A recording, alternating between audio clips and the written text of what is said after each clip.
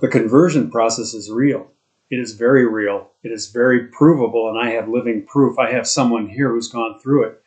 Stay tuned. Follow this video all the way through because this is very, very important and exciting. I'm Joseph Ramirez, your mentor. Glad to be with you, servant of the most holy family of Jesus, Mary, and Joseph. This is True Catholic Saturday. True Catholic Saturday, and here's a true Catholic. Here's a true Catholic. Here's a true Catholic. Glad to be with you. Excited. Now we're going to go into this. Jeffrey French is here. He's been visiting with my family here for the last week. He's en route to moving to Florida. And he is somebody who's agreed to come on camera and do something of an interview. Now, we're going to just let him talk. I'll pipe up as necessary, but basically I'm going to let Jeffrey talk about his story and his journey. Okay, and kind of divide it up into three basic topics. How he was before, what happened in the conversion process, and then what's up now and what's going on. So welcome. Thank you for coming. Thank you for being here this week. And these are not scripted. These are not prepared. We did a little bit of talking before coming on camera, and we're just going for it. So first topic, what were things like before? Tell us just about your life before your conversion. What was going on? So I grew up in a household, Protestant household. We would go to like a Presbyterian church and congregational churches. Presbyterian and congregation. Okay. Yes. So that was all Protestant stuff. Mm-hmm. Mm-hmm.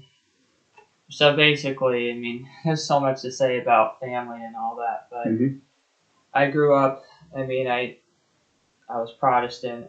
I religiously attended every Sunday. I was homeschooled. I mean, I did do some private school stuff, but so house life. I mean, I come from a large family. How large? Give us an idea. Well, I have 7 siblings, and both my parents were married. They stayed together their whole marriage, and 8 kids altogether. 8 kids in total, yeah. And where were you in the? I'm the second oldest. Second oldest. Okay. So, the oldest son in the family. So, right. Okay. Yeah, a lot of my younger siblings, they look up to me, but things with religion, they cause division. Yeah. So, okay. Right. And then during my high school years, like late high school, when I was approaching 19 or 20, I was just really thinking about what really matters, and I did a lot of what I would say is truth seeking, and I would explore all kinds of topics. I would look into conspiracies, I would look into this and that, all these different topics. So then I came to a point, I said, well, I have to think about what actually matters, because really not every conspiracy matters. So what really matters are issues about the faith and whether or not you're practicing it the right way, the correct, true way. So I would go visit my grandfather, and my grandfather, he was, and he still is, in the Novus Ordo. Which is the Vatican II It's sect. the Vatican II sect. Okay. Or the Novus Ordo sect, the same thing. Right, same thing. This organization, as I've made reference to, that purports to be Catholic but is not. They are led by an anti-pope, a false claimant to the papacy. They reject true Christian teaching and embrace heresies. Yeah. Okay. Yeah, and it is the end times war of Babylon. It right. is. So I'll mention more about that later, I guess. Go ahead. So, yeah. So I would talk to my grandfather. He would be open about talking about religion, and he thought that his version of what he considered Catholicism to be true, but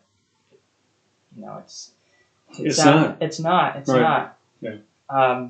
So one thing my grandfather wanted to do is he wanted to try to convert his children, his 3 daughters, to the Novus Ordo, to the Vatican II sect. So he actually had written this book. It's online. I even shared it with Brother Michael Diamond, and from VaticanCatholic.com. Yes, I promote that, and I recommend people to watch that. Absolutely. Yes. Absolutely. Okay. So my grandfather wrote this book, in this book, he has material that he's taken and ideas that he's taken from people like Scott Hahn or Steve Ray, who are members of the Vatican II sect. And he has this chapter in this book that says it's titled "Salvation Outside the Catholic Church." Right. Okay. And that's the only chapter that is.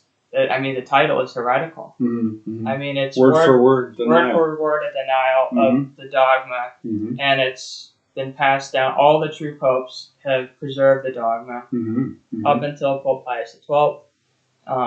He was the last true pope. Right. And exactly. Anyway, so he gave me his book to read, and the first topic we really talked about was the Eucharist. So my grandfather, he showed me some things that were true, and I mean, that was good, but he showed me some things that were not true, and that's not good. Eventually I had to reject that. Right. So good.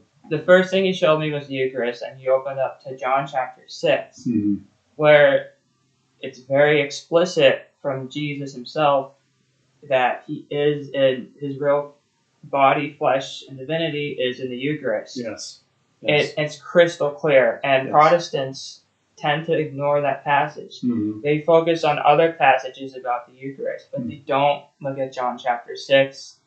And there's even some Protestants, they like twisting that because that's what they're good at doing. They twist the scriptures constantly. Yeah, like St. Peter said, to their own destruction, twisting the scriptures to their own destruction. They do. Yes. So that was the first topic we covered. So I read through another book I read was Faith of the Early Fathers by Father William Jurgens. I didn't read all of it, but it's mainly from the first book. The first and second centuries of the church, it's thoroughly Catholic. I mean, everything Catholics believe about Mary, you find it in the very first generations. I mean, you see the oldest prayers to St. Joseph and to the Virgin Mary.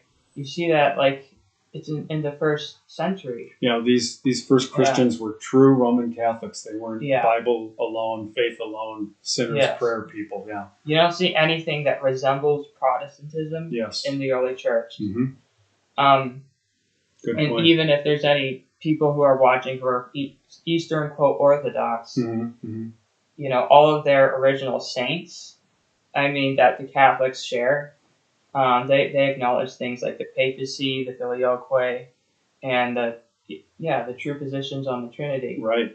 So that's another issue that the quote orthodoxicism about, especially the papacy. And the brothers, what they've said about the papacy is that some people have a rebellious spirit by rejecting it. And it's sad to say, I see that with Protestants. So anyway, I get in contact with the Novus Ordo, and I try out this thing. It's called the RCIA, and I do not recommend people doing it because it leads you into the Vatican II sect. And my experience visiting the Novus Ordo it was down because it's like you have a lot of hippie generation women. They're in like leadership positions, and we're much older, like maybe my age, kind of like 60s-ish. Yes, and over time I learned about all these different issues, like how you get excommunicated if you go beyond the altar rail, and in the Novus Ordo, where is the altar rail? They take it down. It was taken out, and then you have women speaking in the church. The Divine Mercy devotion is heavily promoted, and I do not recommend that devotion to anyone because it's got heresies. There are heresies and problems with Sister Faustina and all that. But so then, like, what started you getting where you really wanted to convert? I mean, really change from this former position to the real true position. There are so many inconsistencies. They would tell you can go to a Protestant church and the Novus Ordo church, and that you can respect what both things believe, and the one thing they even said that they said you can receive communion and then go to the Protestant church and have their fake communion. Yes, right, yeah. And how can God ever respect that if you take impossible? Yeah, it's not possible for God to respect having a valid and fake Eucharist. Like, how can you? Why would God want you to take a fake version of Him? You can't do that. So well said. Yeah, you have all these inconsistencies in the Novus Ordo. So I spent a lot of time on the internet just exploring the faith. I mean, some people say that the traditional Catholic faith, it's all just the internet, but God will use people, He will use the internet, He will use whatever sources are available, old books, to help pass down the faith. right. And what's wrong about searching knowledge of the truth? So eventually, when I was going to the Novus Ordo for almost a year, I made the decision to stop going to Protestant churches and stop going to the Novus Ordo churches and to become a traditional Catholic. And one of the things that happened, I started watching the Diamond Brothers videos about why the new Mass is invalid. VaticanCatholic.com. Yes, Okay, so go there. Make sure you go there. And it's invalid. So the Eucharist, it's not in the Novus Ordo. The words of consecration have been changed. The priesthood has been changed by Anti-Pope Paul VI. I learned about sedevacantism, all these different issues. And what do you mean by that? Just for clarity. Sedevacantism? Yeah, I know what you mean, but... Yeah, of course. So basically, all the claimants to the papacy since the death of Pope Pius XII, meaning Anti-Pope John the 23rd, Anti-Pope Paul VI, Anti-Pope John Paul I, John Paul II, Benedict XVI, Francis, and then Leo XIV. All of them are heretical anti-popes. Right. They all deny the salvation dogma that outside the Catholic Church there is no salvation, and that's the one topic I bring that up, and people just stare at you like you're a ghost. Like they've just seen a ghost. And that's how against the dogma the world is. It's become so heavily against the dogma. When you share the faith with people, it's very, very hard to see people who are actually truth-seeking, people who actually care about God and His one true church. Right. So that's one of the problems I've encountered. But there are some interesting things that happened during my conversion process. For instance, when I first wanted to pray the rosary, I didn't tell you this, but I found a rosary in my bedroom. Oh, okay. It was in a box. My brother had visited a Catholic college. It's no longer truly Catholic, but he had a package of goodies, good items, and he left it near my bed. So that's how I got my first rosary. Very interesting. And I mean, it just, you feel something inside you change once you make these big decisions. Like, I have to follow God, because if I don't, I'm going to hell. Right, exactly. You can't just pick and choose what church. And one of the biggest issues I see is respect of heretics, meaning your family members. And I realized that really it's family members. They prevent people from making those steps to convert. So it's the people's parents, it's their relatives, that's the reason why people go to church. They want to respect the religion of their family. They don't want to question whether or not it's true in the eyes of God. Oh, that's a good point. Yeah. No, so that's something that bars conversion. It's respect for family, but respect from God comes first. The first commandment is to love God first, and then your neighbor. So what we've come to call human respect, kind of putting the respect for human beings above the respect and honor we owe God. Yeah, of course. First and foremost. Yeah. So human respect, that's something that pretty much everyone has to overcome, especially today, with almost the entire world is denying the salvation dogma, and you have to accept it. It's cited, and one of the great citations is Pope Eugene IV. It's in the Council of Florence in a document called Cantate Donimo, where he says that the Holy Roman Catholic Church firmly holds, professes, and believes that all those who are outside of the Catholic Church, all the heretics, Jews, pagans, Muslims, heretics of all kinds, and schismatics are all going to hell. Unless before the end of death they are reconciled with the Roman Church. Yeah. Yes, they need to be Catholic to be saved. Absolutely. And there are some, there are so many nuances I can get into about why people say this and that against the church. But if you're really truth seeking, God will show you the church. Because it's from Him. I mean, we take everything. If it's from Him, it has to be embraced. Yeah. And if there is a one true church, that church has to be embraced. If there's one true and complete composite of truths, the Catholic faith, it has to be embraced. Why? Because it's from Jesus. Right. It's all for and oriented toward Jesus. How did He come?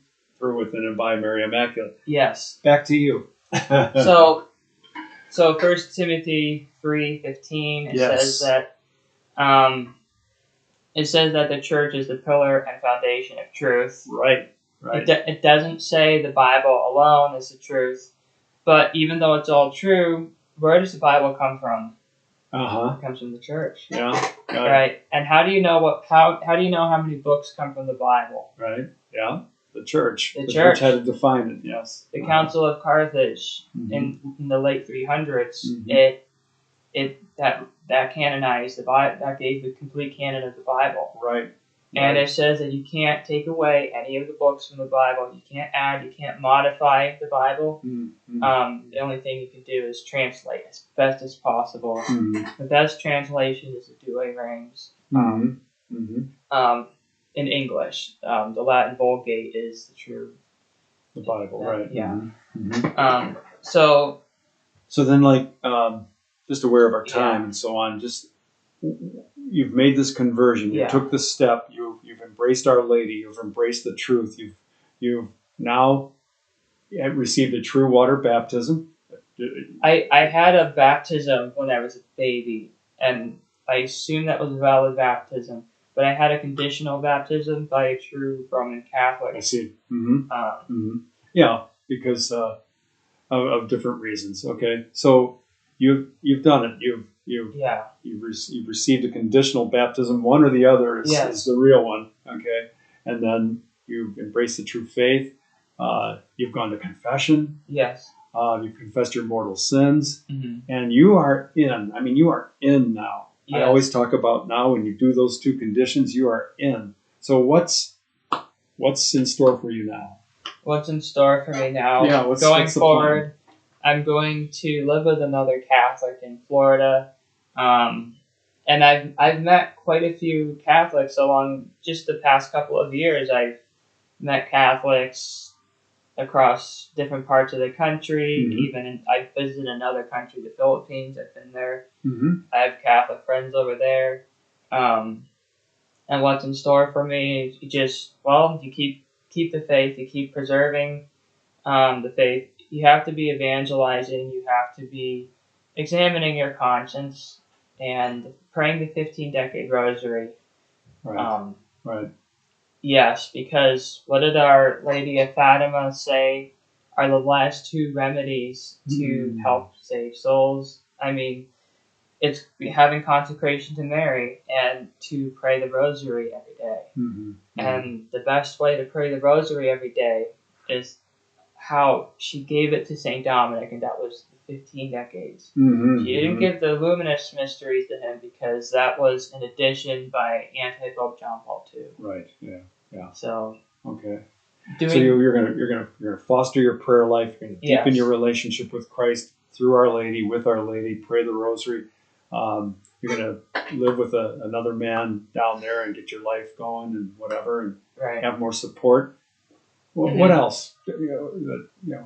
What are my plans? Or I think you have a big day coming up tomorrow.